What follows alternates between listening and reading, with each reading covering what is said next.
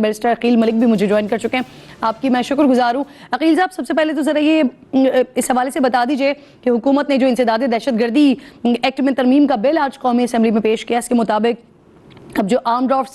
Civil arm forces ہیں وہ دہشت گردی میں ملوث مشتبہ افراد کو بغیر کسی مقدمے کے 3 سے 6 مہینے تک حراست میں رکھ سکیں گی۔ تو سر، ان لوگوں کا اطلاق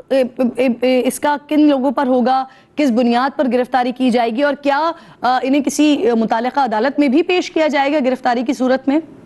عقیل صاحب۔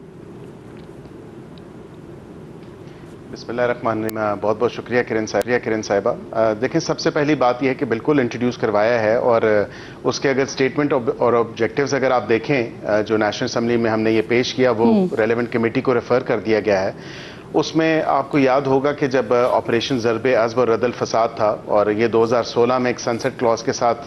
آیا تھا اور انسرٹ ہم نے کیا تھا، ابھی اسی کو ہم ری انسرٹ کر رہے ہیں۔ اور اس میں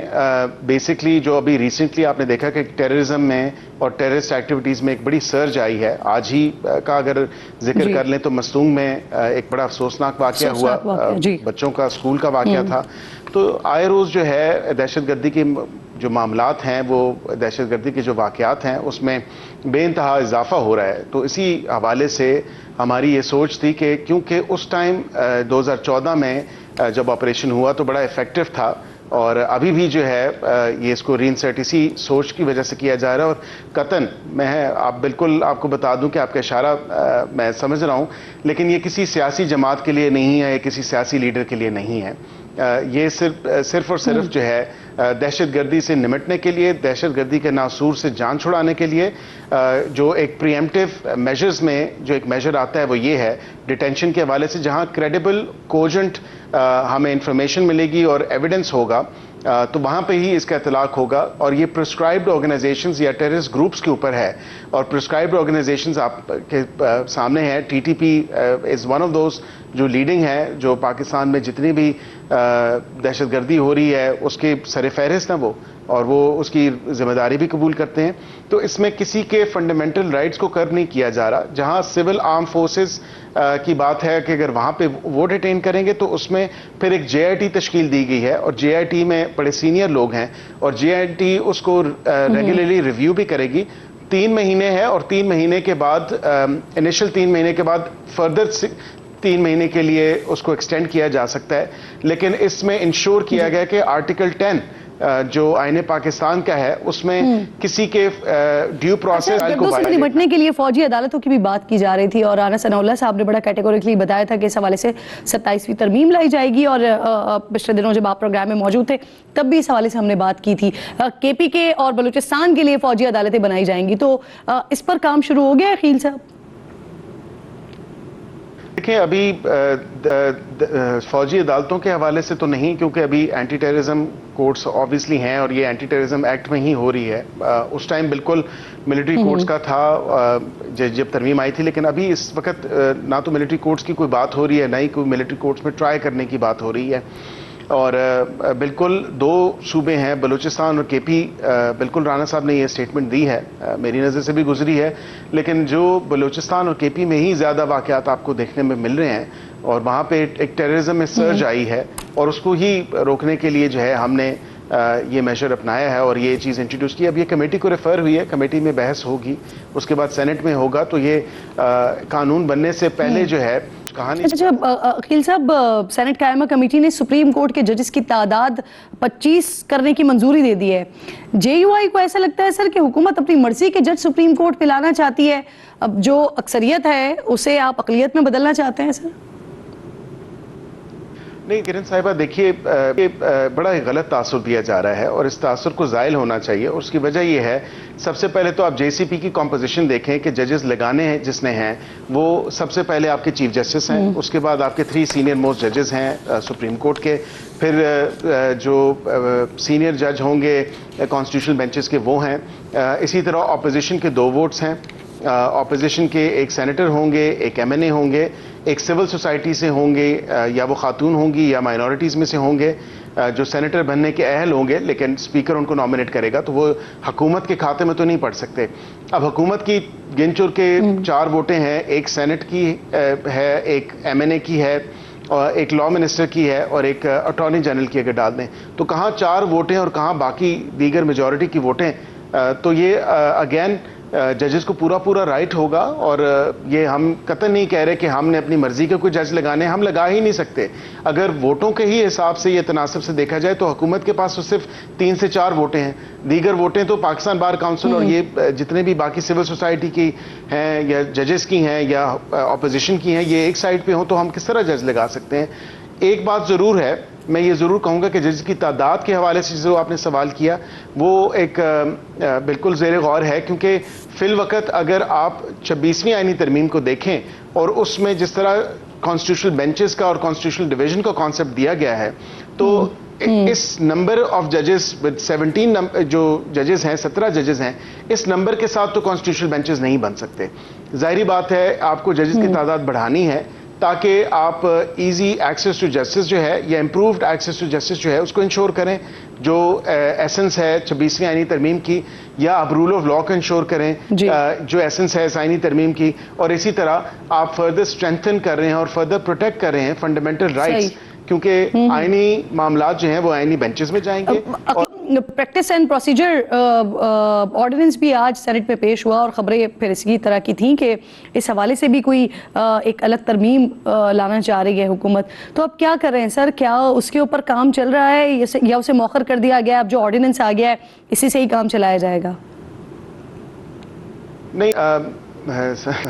کرن صاحبہ, اس میں اصل میں ریکوائرمنٹ ہے لا کی کہ کبھی بھی جب ایک صدارتی آرڈیننس آتا ہے اس کی لائف سپین ہوتی ہے 90 ڈیز, اور وہ 90 ڈیز کے اندر اگر آپ اس کو آگے لے کے جانا چاہتے ہیں اور اگر وہ لیپس خود ہی آٹومیٹکلی نہ ہو جائے تو اس میں آپ کو پریزنٹ کرنا پڑتا ہے. اور ابھی پھر ہم نے آرٹیکل 89 کے پرسوئنٹ جو ہے اس کو پریزنٹ کیا ہے, سینٹ میں پریزنٹ ہوا ہے, کمیٹی میں ریفر ہو چکا ہے, ہمارے پاس یہ منڈے کو پریزنٹ ہوگا ایکسپیکٹڈلی, اور اس کے بعد اس میں دیکھیں گے کیونکہ اس آئینی ترمیم کا اثر اور ڈائریکٹ یا انڈائریکٹ افیکٹ تو supreme court practice and procedure act اور اس آرڈیننس کے اوپر ضرور آ رہا ہے. اور اس میں کیونکہ سیکشن 3 جو ہے supreme court practice and procedure act 2023, اس میں 184(3) کا اختیار جو ہے وہ اس حوالے سے کہ وہ کمیٹی ڈیسائیڈ کرے گی. اب کانسٹیٹیوشن بینچز بننے کے بعد وہ کمیٹی جو ہے اس کے پاس یہ اختیار نہیں ہو سکتا. یہ اختیار جو ہے یہ کانسٹیٹیوشن بینچز کا جو پریزائڈنگ آفیسر ہوگا میری انڈرسٹینڈنگ کے مطابق تو اس کے پاس ہوگا. تو ابھی تک تو یہ تمام تر چیزیں چل رہی ہیں, اور اس میں بھی جب بھی کوئی آئینی ترمیم ہوتی ہے یا لیجسلیشن ہوتی ہے اس کا ڈائریکٹ یا انڈائریکٹ افیکٹ سبارڈینیٹ اور سپورٹیو لیجسلیشن, یعنی یہ امینڈمنٹ انڈر کنسیڈریشن ہے. جی بالکل ہے, کیونکہ 184(3) کا جو ایفیکٹ ہے وہ تو اب چلا گیا سپریم کورٹ کے کانسٹیٹیوشنل بینچز کے پاس. تو یہ کمیٹی جو ہے وہ اس کا میری انڈرسٹینڈنگ کے مطابق تو اختیار نہیں رکھتی, اور اس قانون میں یا تو سیکشن 3 اومٹ ہوگا یا پھر اسی میں ہی کوئی امینڈمنٹ آئے گی سیکشن 3 کے اندر کہ 184(3) کے حوالے سے کیا کرنا ہے, کیونکہ وہ تو سارا اختیار جو ہے وہ 191A میں آ چکا ہے کانسٹیٹیوشنل بینچز کے پاس, جو نئی انسرشن ہوئی ہے نئے آرٹیکل کی. قانونی معاملات پہ معاونت کی ہے آپ نے, اب لگے ہاتھوں ذرا آپ یہ بھی بتا دیجئے, یہ عادل بازئی کے حوالے سے الیکشن کمیشن کو تیسرا خط لکھ دیا ہے, تو سر کیا اتنی جلد بازی ہے اور کیا وجہ ہے؟ پارٹی نے ان کو شو کاز نوٹس دیا, اس شو کاز نوٹس کا کوئی جواب بھی آیا ان کی طرف سے؟ دیکھیں ان کا میڈیا پہ جواب آیا ہے, اور ایک نہیں, ان کو 12 دفعہ بتایا گیا, زبانی کلامی بھی بتایا گیا. ادروائز ان کو جب منی بل تھا, جب بجٹ پیش ہوا, اس میں بھی انہوں نے ووٹ نہیں دیا. تو یہ تو اس وقت سے تھا, اور ان کو تانبے کیا گیا تھا اور بتایا گیا تھا کہ آپ نے اس ٹائم بجٹ میں بھی ووٹ نہیں دی, یا دیگر جو آپ اپوزیشن کے بینچز پہ جا کے بیٹھ رہے ہیں یہ آپ کے ایفیڈیوٹ کی خلاف ورزی ہے اور آپ کی پارٹی کی افیلیشن کی خلاف ورزی ہے. تو 63(1)(f) جو ہے وہ آپ پہ اطلاق ہوتا ہے ڈیفیکشن کا. تو اس پہ پھر